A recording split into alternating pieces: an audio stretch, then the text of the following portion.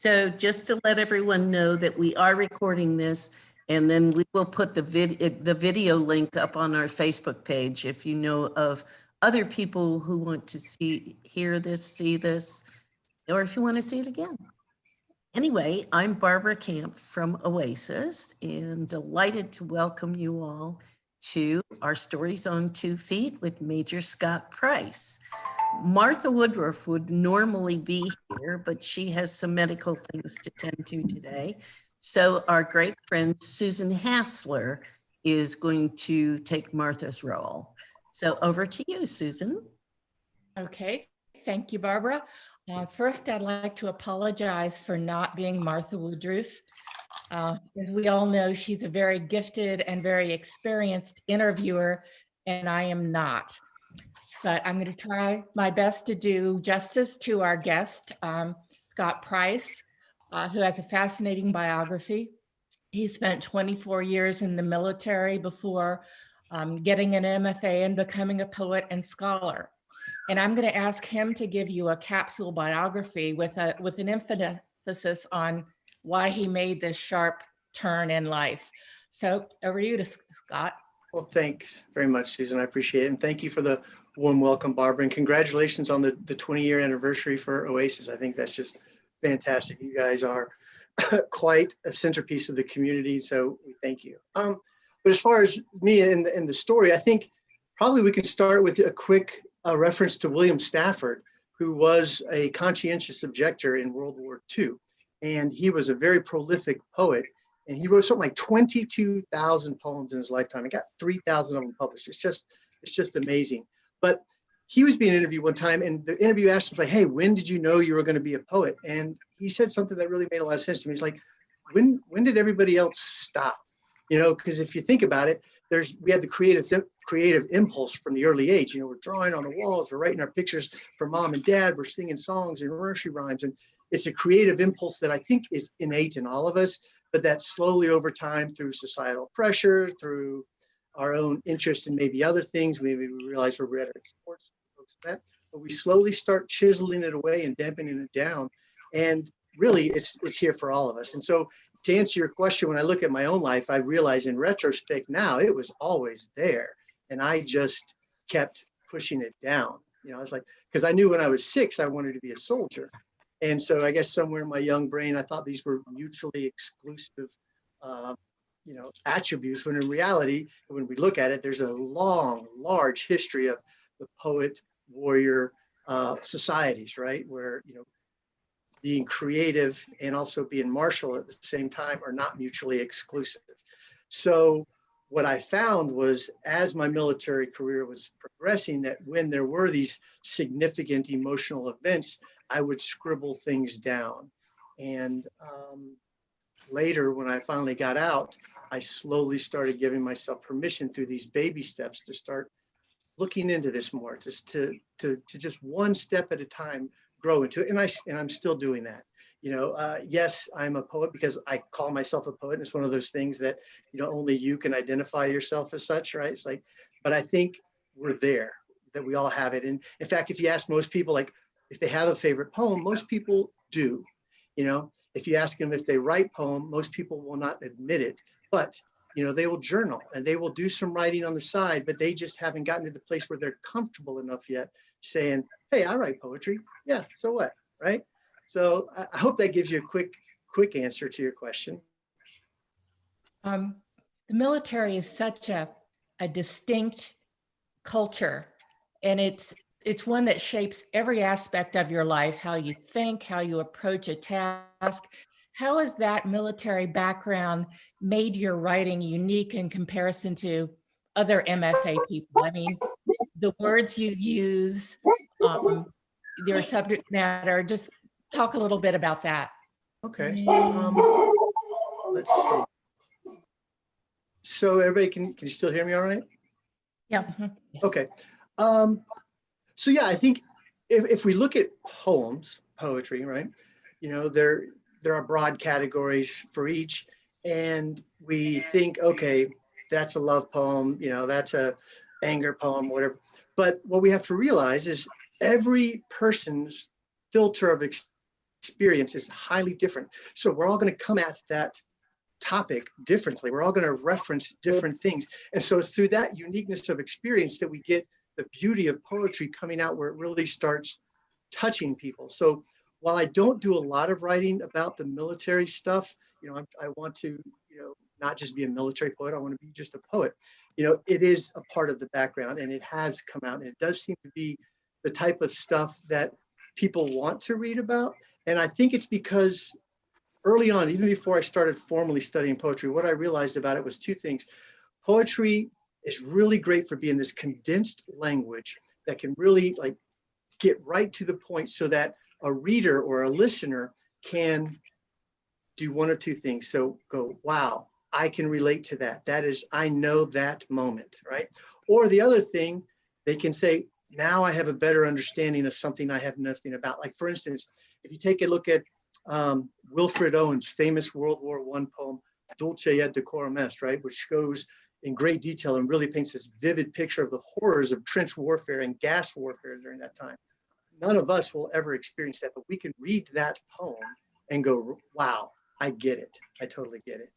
Likewise, we can read something that we can relate to, and it really makes us feel not alone, I guess, right? Because people tend to turn to poetry in, as a general rule, darker times, or when they're looking for some support, or when they're contemplative and meditative, and we're able to calm down the sort of the busy rush of the rest of our lives.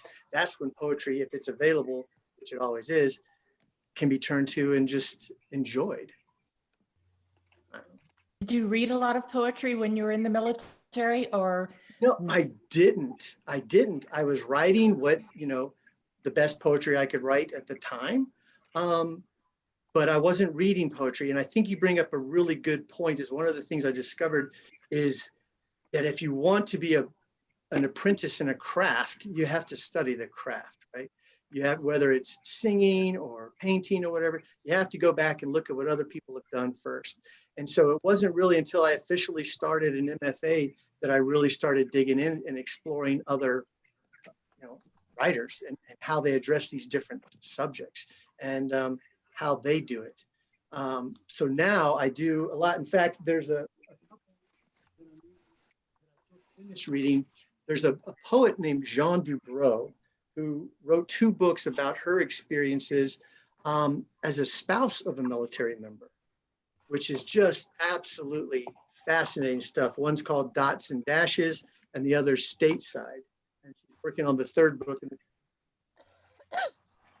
So while that is not something I could relate to from her point of view, I can relate to it from the other side of it, and gives me a better understanding for those people who were in my life when I was in the military. And I love it. And I think poetry, what I like about it is it's easily digestible, right? I don't have to commit to a whole novel, right? If I just have 5 minutes, I can flip through something until something resonates, and okay, I like it, this is good, and put it back down and come back to it later. How do your friends from the military relate to your new career? Do they understand it, or do they sit back and go, my gosh, what are you doing? They take great pleasure in giving me a very hard time at every opportunity they can. And I get it, right? That's okay. But secretly, I think they still like it. And quite frankly, most of the people that I served with in the military probably don't know. I haven't really maintained contact with that world. I had a pretty harsh divide with it. And while I still see some of them, I don't actively constantly do it, because I also think identity, right? That's a big issue for so many of us, where we don't want to identify as a poet. Let's say I didn't for the longest time. Well, but being a soldier was such a part of my identity for the longest time that when that ended, that caused a lot of problems for me. And I also find out I do a lot of volunteer work now in the veteran community, and there's still a lot of veterans that stay very tied to that identity. And I think what we have to do is recognize that was a part of our life. Obviously, it gave us experiences, but that part's over. Now we have to go on and try to be a contributing member of society in some other way.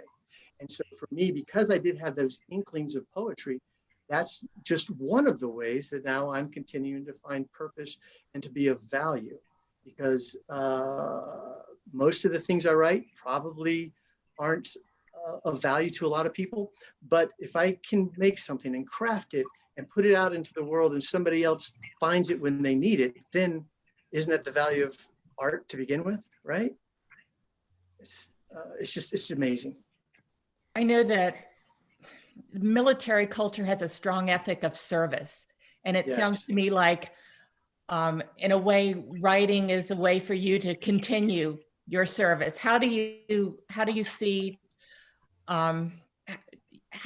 making a contribution through writing? What is the contribution you want to make?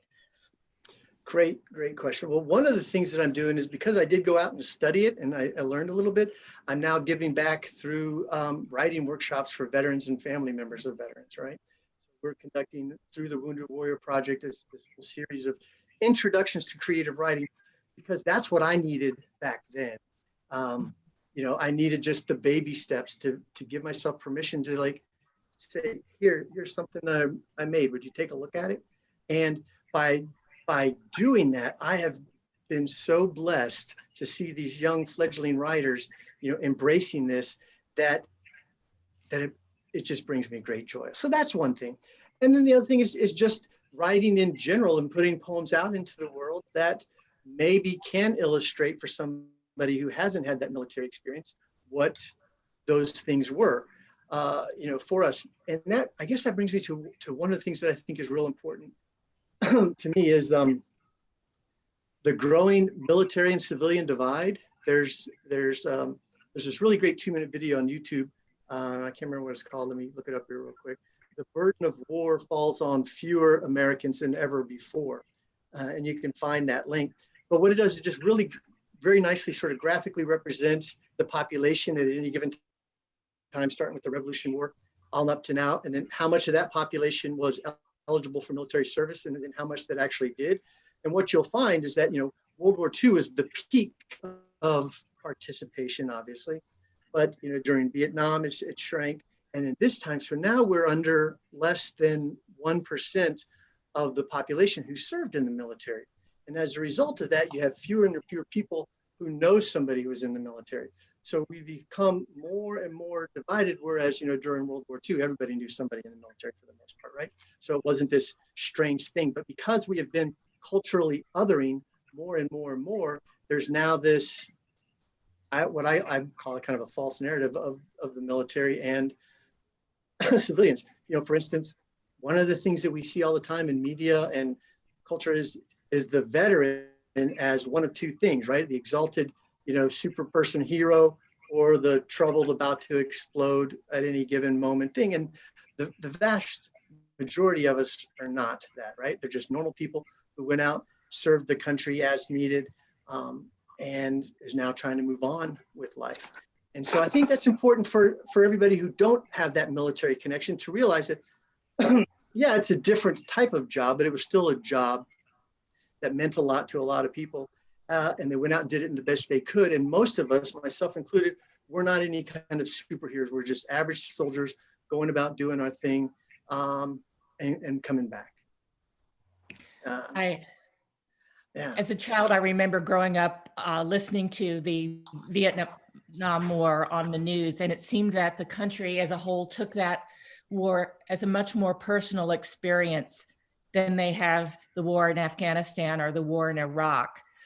I was sitting at a writers' conference at a breakfast bar, and there was a big screen where a man is talking about the impact of 3 deployments on his family, and he started to cry, and literally no one in the room was listening.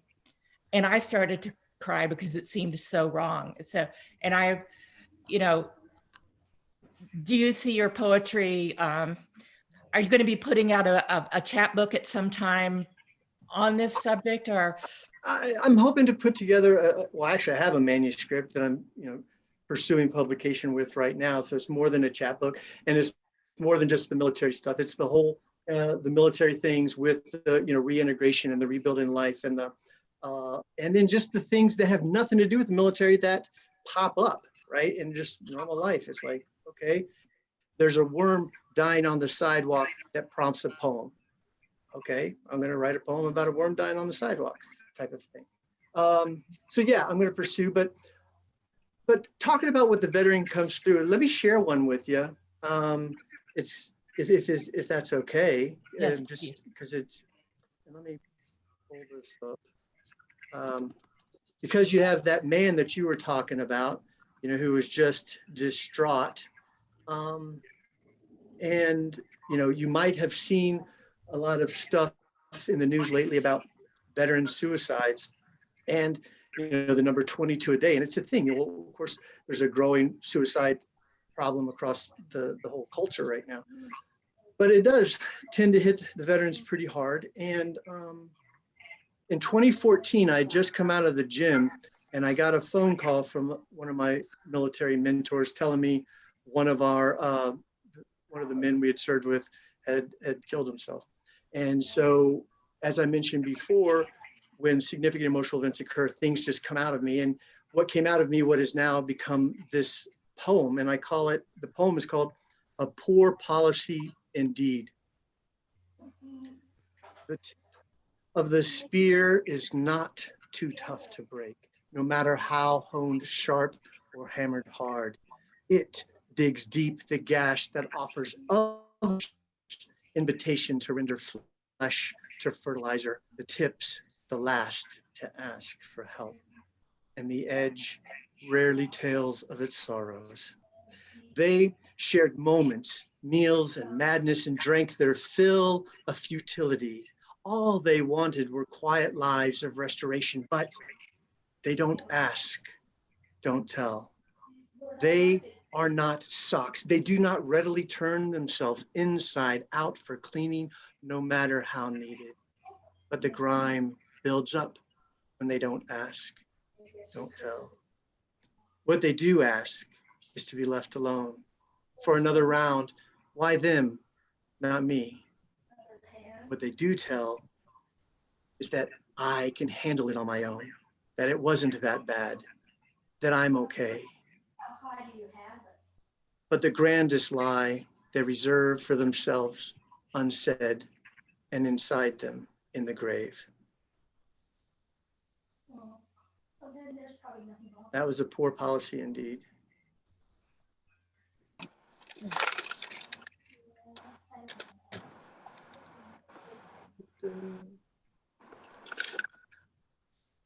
Your work is very powerful.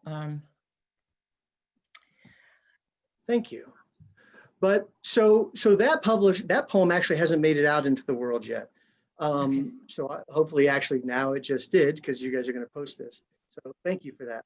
But you know, so that's an opportunity for somewhere to be somebody maybe who does sees it and can relate to that, who can relate to being the tip of the spear and struggling with it, and that maybe they could get a little help and just ask for a little help, and it might help get them through this, right? Because it's always this cumulative effect until a person reaches the point where there is no logical next step.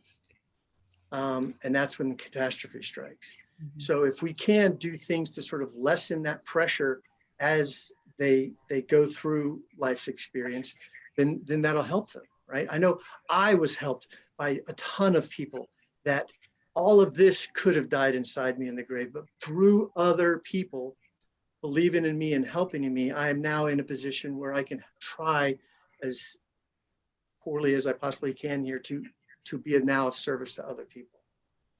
Was there a moment, can you remember the moment when you first started sharing your writing? It's a big moment for any writer. You know, a lot of us write for the drawer, sometimes for years before we begin to speak out loud and talk to other people. And that it's a moment that I'm sure is very therapeutic when you have people that you're teaching to write who start writing. Can you remember your moment when you started sharing? Well, I do know I did try a little bit, you know, prior to getting out of the military, and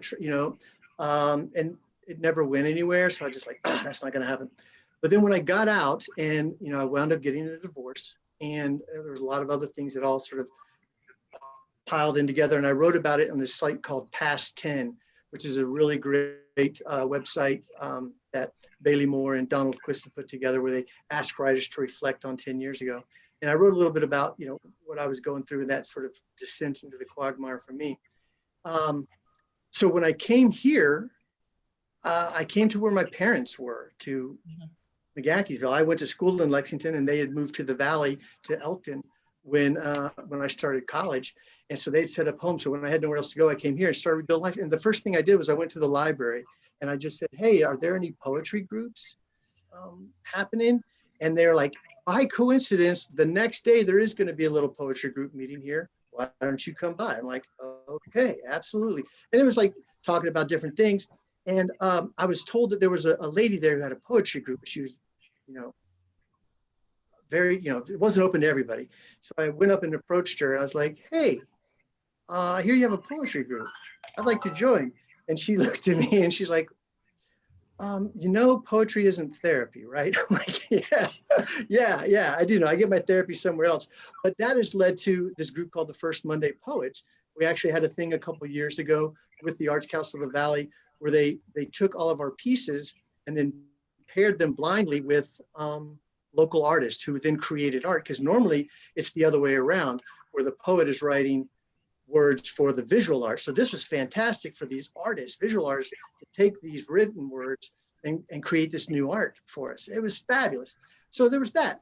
And then the other thing I did, right here in Harrisonburg, we have our own home to the African American Center of Poetry of Excellence, right? We have Furious Flower. And I just walked in one day and I was like, hey, I'm a vet. I'm interested in poetry.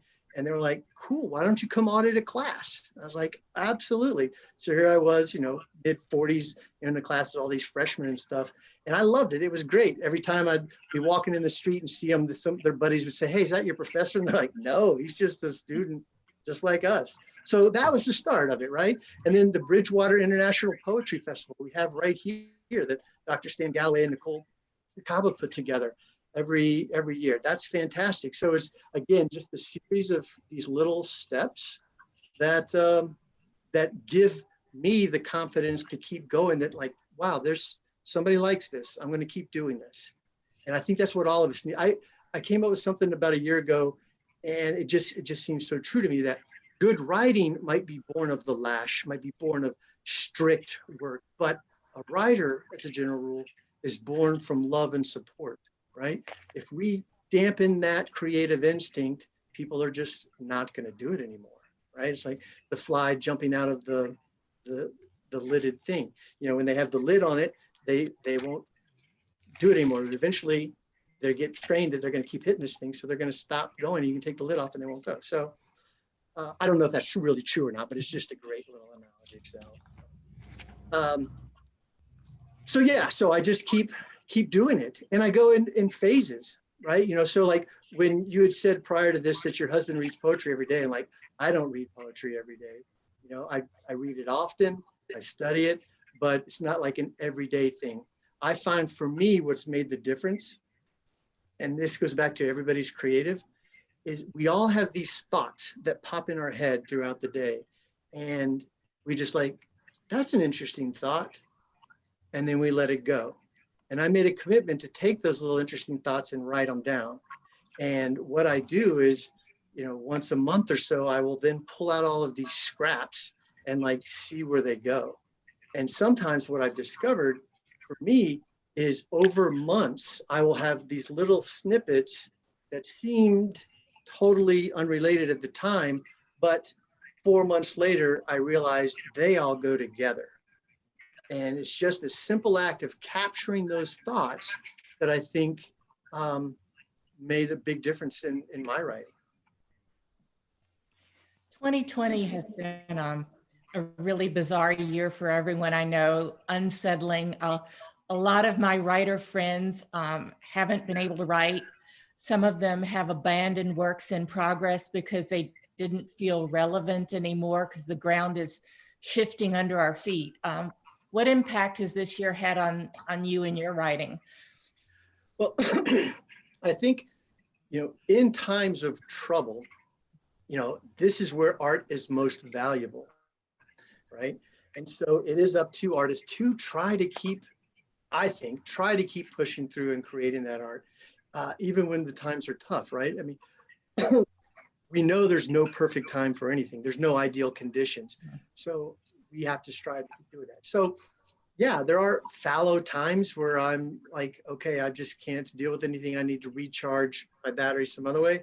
But I also have to say, I have to get back to it. But excuse me, if a writer needs that time, okay, but please don't stay away too long. Or an artist, please don't stay away too long. Get back to it because the world needs art more than anything, right? There's a great, in fact, there's a great Kurt Vonnegut quote. Let me pull this up here real quick. And you know, Kurt Vonnegut was a soldier in World War II, an infantry person, and you know, he was captured. But here's his quote. He says, "Go into the arts." I'm not kidding. The arts are not a way of making a living. They are a very human way of making a life more bearable. Practice an art, no matter how well or badly. It is a way to make your soul grow. For heaven's sake, sing in the shower, dance to the radio, tell stories, write a poem to a friend, even a lousy poem. Do it as well as you possibly can. You will get an enormous reward. You will have created something. So that's, I'm glad you brought that up because that's a reminder. Everything I teach is something I need to be reminded of, right? I write this stuff because I need to be reminded of it myself. So I hope that answers the question. It does. It Great. does. Can you read us a couple more poems? Sure. Do you have a subject? Something? Say again? Let's see. I read, let's see, the ones I was reading last night. One was, trying to remember, about an air conditioner. Oh, okay. Yeah, One, absolutely. amazing. So you're asking about like what I write about military stuff. What I've discovered in hindsight is, yeah, I've written about the predictable stuff, you know, about leaving the families and things like that. But I've also write about these really just weird, unexpected things that you wouldn't expect to happen in a combat zone. And this is one of them. And it also was, because I was a leader, it was also a way I wanted to sort of pay tribute to the soldiers and some of the things that they endured. So like I was talking before, where I had these different pieces, as I wrote it over different time, it all came together. And this is called Bee Hut. And what the Bee Hut is something that they had in Afghanistan as a temporary housing. Imagine a slightly bigger outdoor shed. You know, we got all those sheds all over here in the valley, right? You know, made out of plywood. That's what these things are, where people would live in them. And, you know, there wasn't a ton of space and it was very tight living conditions. And they had these little wall mounted heating and air conditioning units. So this poem, Bee Hut, begins actually with an epigraph that comes from the company that makes these things. And it says, brand vision, making the best air conditioner in the world. Brand mission, making life better. From the Chigo Air Conditioning Company, Ltd. Chigo heats, Chigo cools with labored breaths that soothe the ambient air despite never taming the beastly space inside the plywood shell where 12 guys retreat from the daily 15-hour duties that composes their year-long song with just one more measure of mundaneness. I'm sorry, with just one more mundane or horrifying measure. There are melodies of boredom and harmonies of fear, and it serenades to unrestful sleep the 12 guys crammed into their plywood shell, smaller than a suburbanite's playroom. There's plenty of opportunity to partake of olfactory unease and plenty of opportunity to never really be at ease. Stacked high and hard against the walls, poncho liner privacy offers only illusions of solitude and enough space to retreat into that illusion just to be somewhere else during sleep. Steadfast Chigo, their toolbox-sized comrade high on the wall, remains unnoticed unless deemed malingering. And Chigo will usually be abandoned, unthought of when the song is done. But one fated Chico has a terminal task to perform, never envisioned during engineering, nor tested for during production. For aimed with a rock and Allah's will, released with a wind-up clock, a discarded Soviet rocket rains through plywood, and Chigo braces, unmoved, to shear off a detonator that would have ended the song in cacophony, instead of it being a story that begins, you ain't gonna believe this shit. I love the way that Yeah. has the unexpected ending, and it strikes me as the juxtaposition of the poetic and the military and the language that you would use in the military. It's what brings you up short, and I love it. Thank you. Yeah, and that's just one of those weird things, right? You're like, what are the chances of that? But because that did happen, you know, it's turned into hopefully a form of art now. Mhm. So what better way to take things that do happen in unpleasant environments and try to make something nice of it. In fact, you know, Furious Flower, I mentioned them a little bit ago. They bring in all these great poets all the time, and I try to go to their readings. And there's Yusuf Komunyakaa, who's probably one of the most famous poets out of the Vietnam War.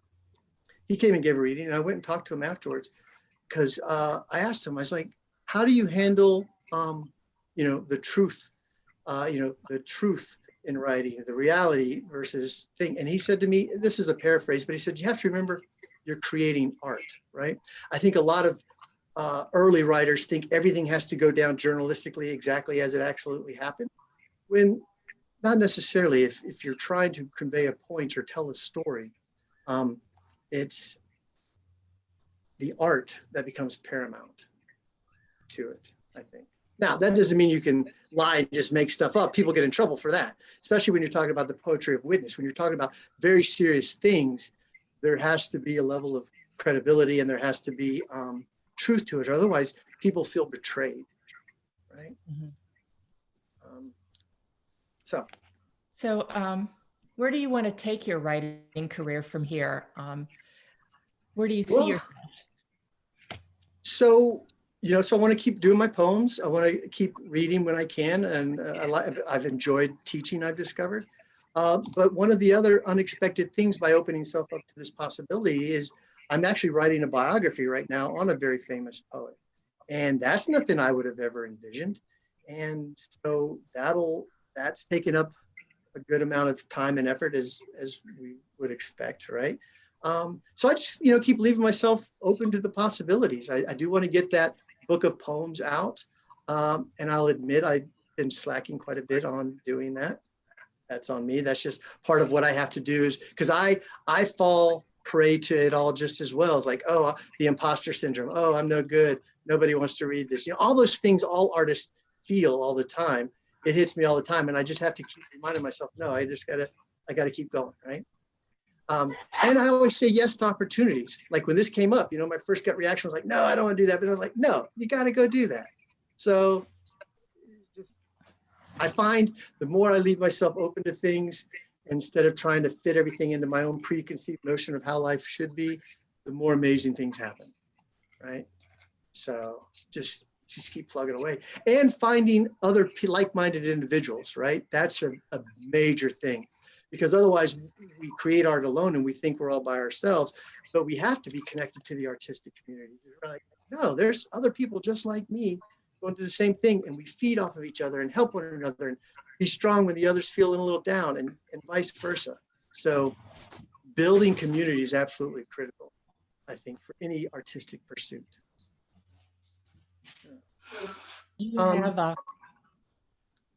Go ahead. Do you have a favorite poem of yours? One that Well, since we're doing military themed stuff, I'll tell you another one that Yeah, it's called Nowhereville. And this was something, again, part of the baby steps. In 2012, there's a group started by a veteran called the Veteran Writing Project, and they would offer workshops. And they were all MFA people that would come in and help. And it was a good baby step for me to go participate in that. And they published this on their blog. It's called Nowhereville. And it's a short one. There's this valley someplace that looked like all the rest, though none of us knew it contained our death. A simple shithole of a spot with no name on a map, no grand historical battle space. It was just, so there'll be no consolation for our beloveds when reverent whispers ask, where did they serve? How did they die? Luckily, no unmarked graves for us. Our buddies brought our bodies back, but I've met other souls since that day I've named the paradox of pain without this seemingly simple, reassuring luxury. And their remains remain where they fell and turn to dirt in some other Nowhereville. That's Nowhereville. That's sad. Yeah, right. That I would like to open this up to questions from everyone else, because I'm sure you've got some after sitting here and listening. Well, even if I want to thank you all for being here. I just think this is great to be able to see some smiling faces and to be able to participate, even though we are in this different world right now. Thank you all for being here. Thank you for coming. Yeah. This is part of that community, Right. of writers, and OASIS has been a big part of that for a lot of artists around here.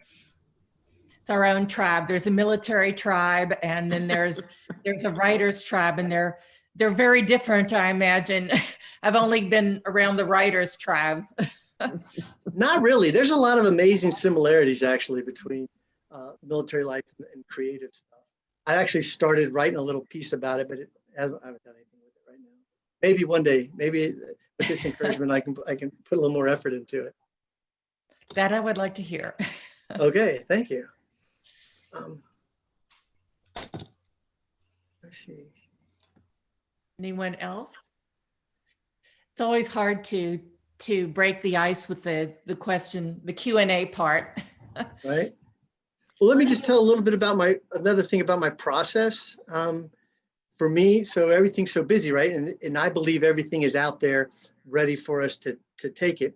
So what I found, I developed what I call the 3 C's. Other people have done this: is calm, connect, create. I find I've got to calm the monkey mind somehow before I can start making something. And that usually occurs for me with a lot of like mundane physical labor, like when I'm mowing the lawn or folding laundry or something. That's when it's like the mind starts relaxing a little bit and opening up, and things start happening. And so that's why I've got to start, capturing. So calming it first, whatever works, and then connecting to, whether you consider your higher power or to God or to the collective consciousness or whatever, but there's some kind of energy that gets exchanged, I think, in the creative process. And you got to be calm first in that energy exchange. Then the 3rd C can happen, the creating part, where you can actually sit down and like make something. Do you ever suffer from writer's block? Oh yeah, all the time. And what I found, one of the things, there's 2 things I think really work well, is reading, bathing in language. So I'll just like to read a bunch of stuff, and it doesn't mean I want to try to write like that person is writing, but just bathing in that language of other people have said, like, gets me all soapy, and I'm like, okay, I'm ready to go, like, put some of my own language out there. So do that. And then writing prompts, believe it or not, as much as people like to bemoan writing prompts and writing exercises, I found that to be a great tool for getting things unlocked and just doing some free writing, because it's in the free writing that the little magic happens, right? That you're just going along, and all of a sudden these connections are getting made, and boom, there's the heart. This is going to be something right here that you can do. But if you don't force yourself just to do the free writing, it's very hard for that magic to happen. Mhm. What are you working on now? So right now it's the biographies taken up a good amount of time. I'm doing a ton of research. Oh, by the way, I should mention, it's a guy named William Meredith. And the reason I'm writing about him is because when I got to the point that I wanted to do an MFA, I had no idea what I wanted to write about. A lot of people show up and they're like, I got this really clear plan of what I want to write and what I want to study. I'm like, I have no idea. But in these baby steps, I discovered two things that were really, really intriguing to me. One was the concept of literary lineage, how one writer influences another writer over time, and if you could quantify that in some kind of way. And as I was studying these poets, I found myself really interested in their life, right? Like, what were the series of events that sort of led them to not just an individual poem, but to their life as a poet? And what I was really studying was not necessarily how to write better poetry, but how to be a poet. It was part of my own process of letting myself go to do this. And then the other thing that I was interested in were World War II poets. And I knew there were a lot of them just because there was a lot of people that had served, but there were so many of them that went on to become just poets, right? And I was fascinated by that because we like to, going back to the identity, plug people into different sort of identities, right? So how did these people serve, do their time, and then just become poets? And I was talking to an advisor and he mentioned this guy's like, oh, you should take a look at this William Meredith guy. I had never heard of him before. I'm like, whatever. And fine. Then that very same day, I stopped at a used bookstore and was looking, and I found this. Actually, I got it right here. This book, William Meredith's book. This is the one that he won the National Book Awards for. It's called Effort at Speech. And he was a naval aviator in World War II. He put out his first book of poetry while he was serving in the Aleutian Islands in Alaska during World War II, and it won this major award. And it set him up, and he kept his whole career going in the military and the reserves. He was in Korea as well, or in the Korean conflict, and then just built. He eventually became what we call now the poet laureate, but it was called the consultant of the Congress back then. And he has some fascinating poetry, right? And so when I was reading that book, flipping through it at the bookstore, I'm like, damn, this is good. And so I wanted to write about him. And what I found is in doing this initial read, I love the detective work of like putting things together that nobody else has ever discussed before and putting this new thing out into the world about him who has done. So if you ever, in fact, you guys will like this.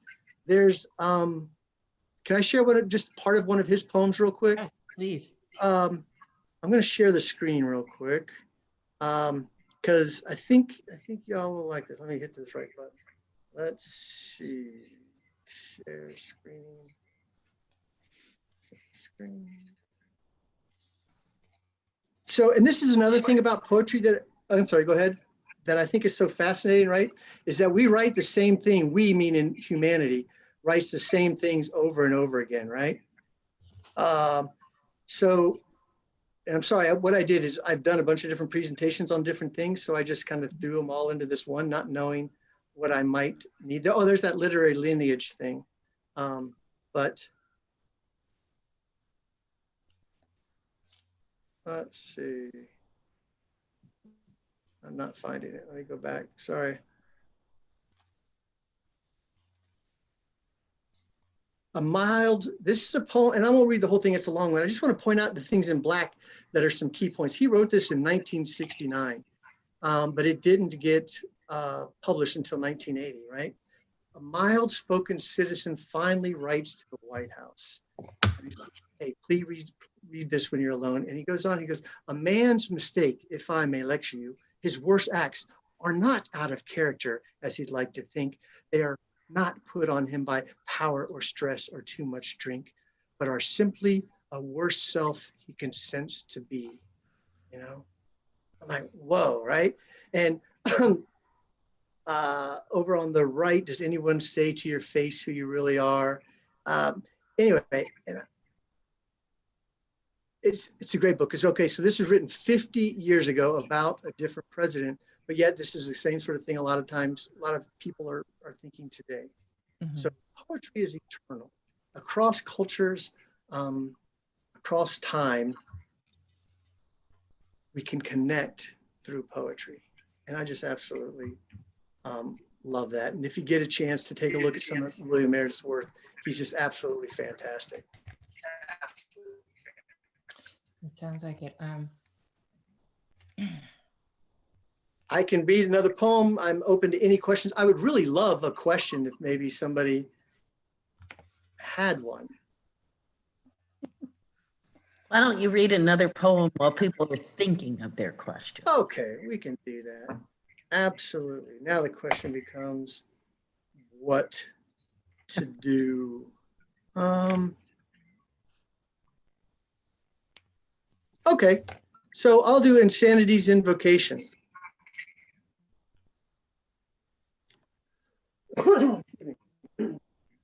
Sitting with today snuggled safely in my lap, I'm reminded of the time when my mind went away for a sabbatical from reason, leaving me stranded in a land where reason was a shade of blue I couldn't smell, normalcy, a taste I couldn't touch, decency and civility, two pillars stranded, standing on smoke, supporting only airy ashes.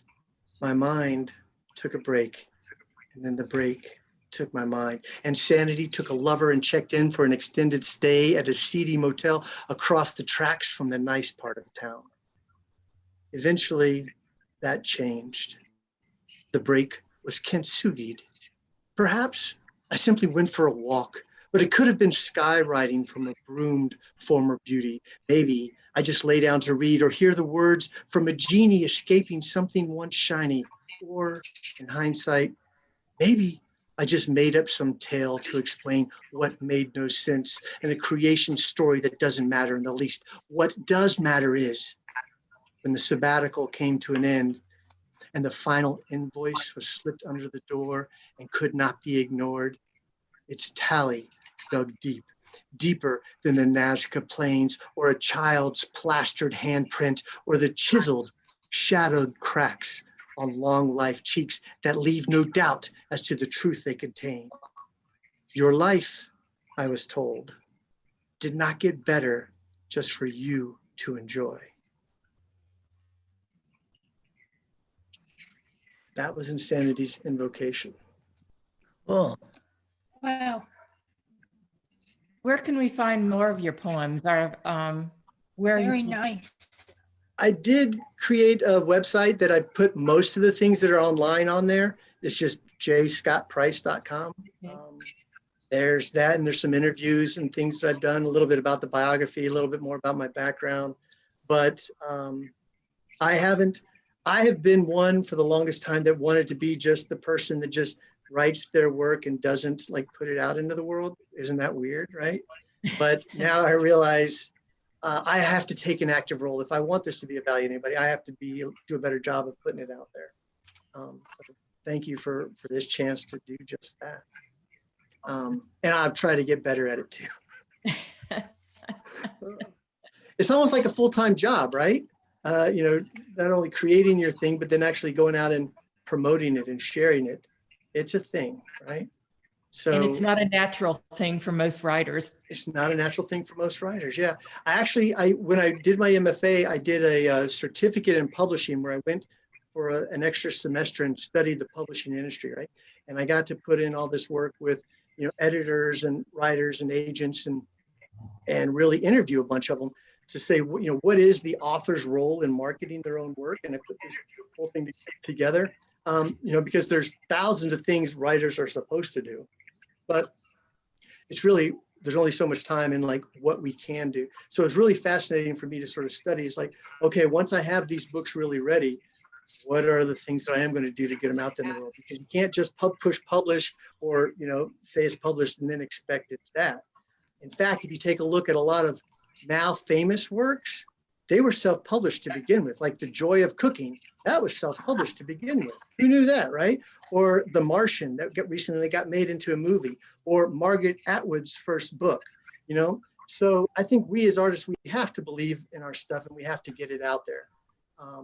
And we shouldn't be afraid to do whatever means necessary. I mean, there's whole swaths of society today who've put their work out there through the internet and have built their whole reputation that way, if that's of interest, but it's not always of interest to people.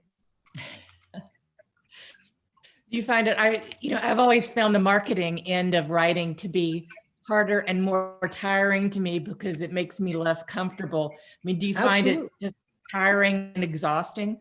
Absolutely, right? I think, most creators, they just want to create their piece and like leave the marketing to somewhere else. But even in marketing, in books heyday, when the publisher was doing a lot of work and there were the book tours that were fully funded and all that, it's still up to the creator to promote their own work. There's just very little ways around it. Yes, there are exceptions, the weird stories you hear where somebody creates something and it just blows up, but that's an exception, not a rule. We have to put our own effort into sharing it and say, hey, I think this is of value. Maybe you like it. After all, if you don't like it, why should anybody else? Exactly. We have to be the ones to believe in it, right? We have to be our own champion. And then eventually other people will pick up the cause, and help expand it. I'm just taking a quick look for something else. Okay, here's one. This one's called Sauna Ponder.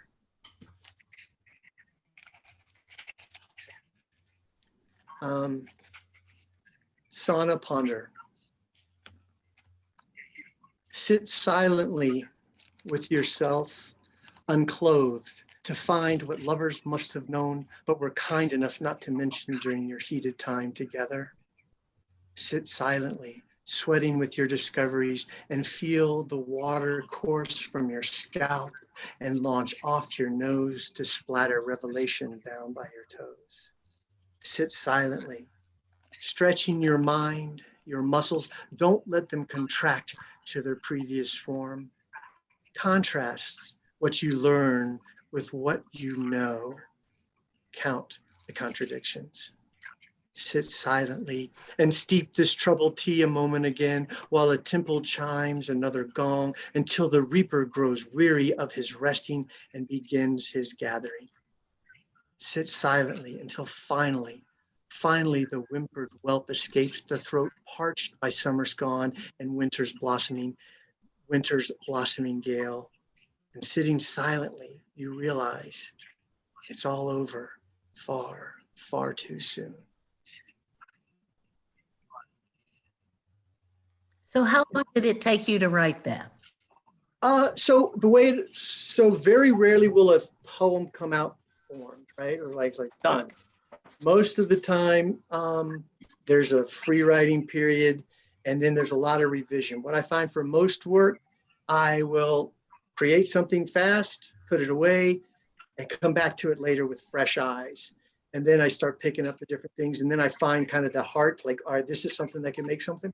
That one is actually a compilation of 3 different things that were written over a 2-year period.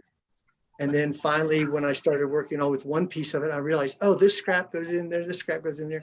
And then it's a matter of piecing it all together and trying to make something out of it. And then once that light bulb went off, then it was like no time at all, just finish it up. But we have to give ourselves time. I think time is probably one of the best revision tools out there. And we're, it's just like that famous quote, we're always in a different place, right? So we write in the emotion of a moment, but the revision is coming where we're like, okay, let's make something out of this. Yeah. How do you know when you're done? Oh, that's a great question. That's a fantastic question. It's one I ask myself all the time. The way I know for sure is 2 things. When I go back to a poem that I've forgotten about, that's when I'm like, oh yeah, that's done.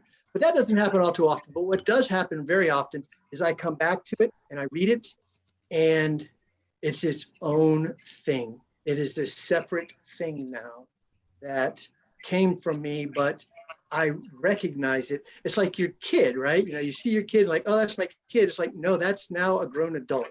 It's this, you have that sort of moment of revelation. It's the same sort of thing, I think, where, and reading aloud is the best way. If you really want to see if a piece of writing is done, read it aloud, because your mind, when you're reading and editing, skips over stuff, right? But when you actually read it aloud, you will pick up on things and rhythms and meters and words that don't work, and you fix it. So if I see it and it's its own grown adult and I read it and it doesn't scream at me that there's a mistake, that's when I know, okay, it's done. I can forget about that and go on to creating something else. Great question. Thank you for that. I think it's very hard for artists to know when something is done. Yes. And, Yeah. I like the way you phrased it, you know, it's, Yeah, visual artists, I think it might be a lot differently, but we also, in the writing side, we can also have our trusted readers too, where we can like, hey, I think this is done, you know, take a look at it, and they will give us feedback too. And sometimes it's good feedback, and sometimes it's like, thank you very much, but I'm saying that's done and leaving it as it is, you know. That's part of the growth as a writer, is we study everybody else's stuff till we get to the point where we realize when we can make our own decisions about things, right? Where we're like, okay, I hear you, and yes, it's breaking this rule, but I'm leaving it as is. You have one writing partner. I've had a series of writing partners over my career. Do you have one person who's your go-to? I've got a couple of them. I'm very, very fortunate like that, where we exchange work on a regular basis. And we'll do writing contests together. That's a lot of fun. Like all just, hey, we're all just going to do this contest. Like, for instance, there's one called the 24-hour short story contest. If you're a writer, I highly encourage it. It's where they release a prompt at noon on Saturday, and then by noon on Sunday, you have to have like 1,000-word or less story. Now, I'm not a short story writer, but I just find that to be a fun muscle to work out, and it's quite enjoyable. So if anybody else has an inkling, I highly recommend that type of thing. It's a lot of fun. Noel has a question. Yeah, Noel. Thanks for your presentation today. Being a relatively minor poet for myself, I sometimes will light upon a phrase, and it will lead to other phrases. And I've been told that it's sometimes called catching the tiger's tail or catching the dragon's tail, and that the poem actually is starting with the last line. Yes. And you have to find your way to the first line of the poem from there. And a couple of times I've had that happen. I wonder if you have ever experienced that. 100% of absolutely true. Something that'll start me writing will eventually become the middle or the end. But it's that catching that tiger's tail. It's like, okay, I'm off to the races. Let's go. And then I realize, okay, no, we gotta fill it in a little bit more. We hadn't earned the right to get to that line yet. Right. We had to go back. I agree with that. Yeah. And it's as though that's the punchline, and you have to find the rest of the poem that goes with it. Right. So like as an example, Insanity's Invocation, that actually started with that last line of your life did not get, better just for you to enjoy. That's what came to me. And then I was like, okay, well, I got to do something with this. And then that's a perfect example. Thank you for bringing that up. Sure. Yeah. And hopefully you keep writing, and you're getting we've got a great artistic community here, and I hope you're like really tied into it and have some writer groups. I occasionally, in the past, have gotten together with the community poetry group here in town, and done spoken word and poetry at those gatherings. They've been around town for the past few years, and now we're not doing it, obviously, and I hope to be able to go back to that. I would appreciate a resource for the 24-hour short story. Where is it that one finds that? That particular one is actually 24hourshortstorycontest.com. Okay. Yeah, and they do it once a quarter. So I think the last one was, yeah, so probably right about now they should be doing another one. And are you familiar with the group out of Charlottesville, Secretly Y'all? No, I'm not. They have come to Harrisonburg a couple of times, and they announce in advance not only when they will be coming, but they announce a topic.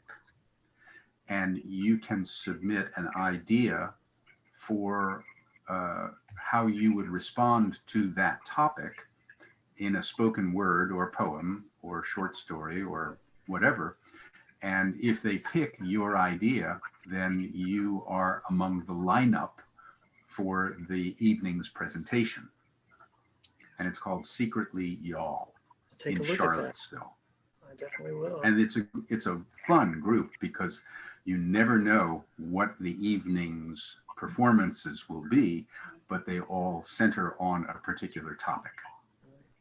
You reminded me of the Fralin Institute in Charlottesville that also does the Writer's Eye competition, where they have all the art from the museum that they open it up for writers to compete.